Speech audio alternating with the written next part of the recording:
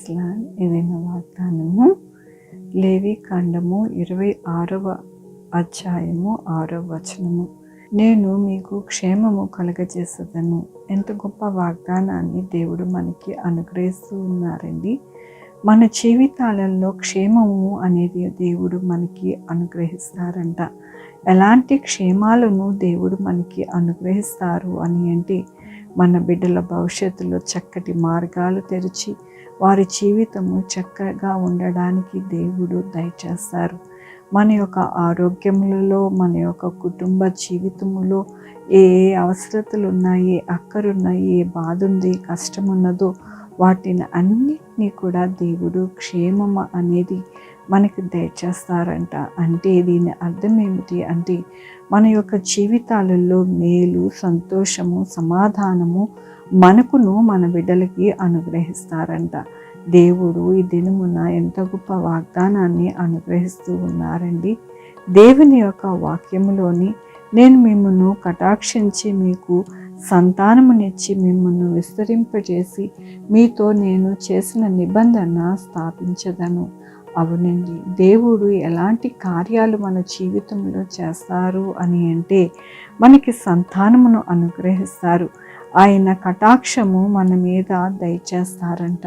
అలాగనే దేవుడు ఏ నిబంధన మన యొక్క జీవితాలతో చేసుకున్నారో వాటిని అన్నిటినీ కూడా స్థాపించి నెరవేర్చి మన జీవితంలో ఎల్లప్పుడూ కూడా ఆయన క్షేమాన్ని మనకి అనుగ్రహించి మన జీవితంలో దేవుడు అద్భుత ఆశ్చర్య కార్యాలు చేసి ఆయన యొక్క మహిమను చూపిస్తాను అని ఈ దినమున దేవుడు అనుగ్రహిస్తున్నందుకు దేవునికి వందనాలు చెల్లిస్తూ ఉన్నాను.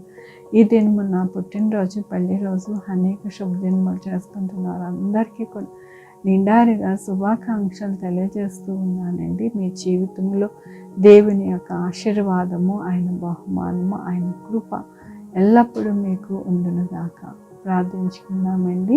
యెహోవా దేవా, నా తండ్రి, నా ప్రభువా, మీ కృపా కనికరాన్ని బట్టి నీకు వందనాలు, స్తుతులు, స్తోత్రం చెల్లించుకుంటున్నాను. అవును, నేను ఎల్లప్పుడూ కూడా మా యొక్క జీవితంలో మీ కృపను అనుగ్రహించి మాకు క్షేమము దయచేసి మీరు చేసిన నిబంధనని స్థిరపరిచి మా బిడ్డల్ని, మమ్మల్ని ఎంతగానో మీ హస్తములో భద్రపరిచి నడిపిస్తాను.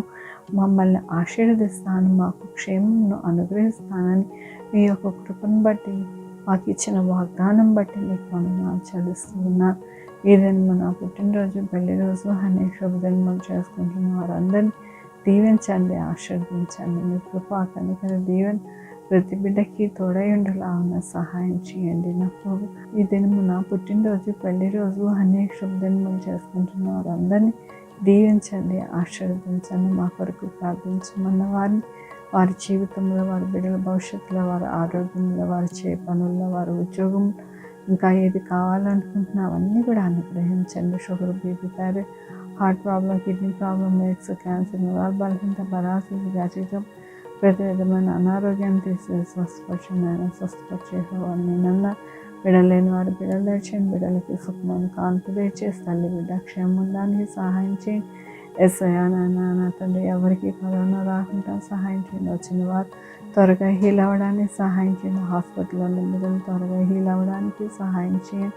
ఎస్ఐయా, నా ప్రభావ మీ కృపను బట్టి నా యొక్క దేశ నాయకులను మీ యొక్క కృపలో వద్దెల్లి మంచి జ్ఞానం అనుగ్రహించి మంచిగా పరిపాలించడానికి సహాయం చేయండి. మీరే నిజమైన దేవుడు, రక్షకుడని వారు తెలుసుకోవడానికి సహాయం చేయండి. సువార్థికులు, మిషనరీ సువార్త ప్రకటిస్తుండగా ఆ పరిచర్య అంతటినీ కూడా దీవించి ఆశీర్వదించండి. నా ప్రభు యేసయ్యా, మీ యొక్క కృపలోని నా ప్రభు ప్రతి బిడ్డ వద్దిల్లి మిమ్మల్ని మహిమపరిచేవారుగా ఉండడానికి సహాయం చేయండి. నా ప్రభు, ఈ యొక్క సమయంలో ఏ పరిస్థితుల్లో, ఎక్కడ ఏ ఇబ్బందుల్లో ఉన్నారు ఆ బిడ్డలందరినీ మీరు జ్ఞాపకం చేసుకొని వారి యొక్క ఇబ్బందులు తీసివేసి వారి అక్కడిని తీర్చి ప్రతి విషయంలో వారికి తోడై ఉండి నడిపించమని కోరుకుంటూ ప్రతి బిడ్డని పాదాల దగ్గర పెడుతూ నా ప్రభు, నా రక్షణ యేసుక్రీస్తు పరిశుద్ధమైన నామమున అడిగి వేడుకుంటున్నాను తండ్రి. ఆమేన్. తండ్రి, కుమార్, పరిశుద్ధాత్మ సదాకాలం మనందరికీ తోడై ఉండును గాక.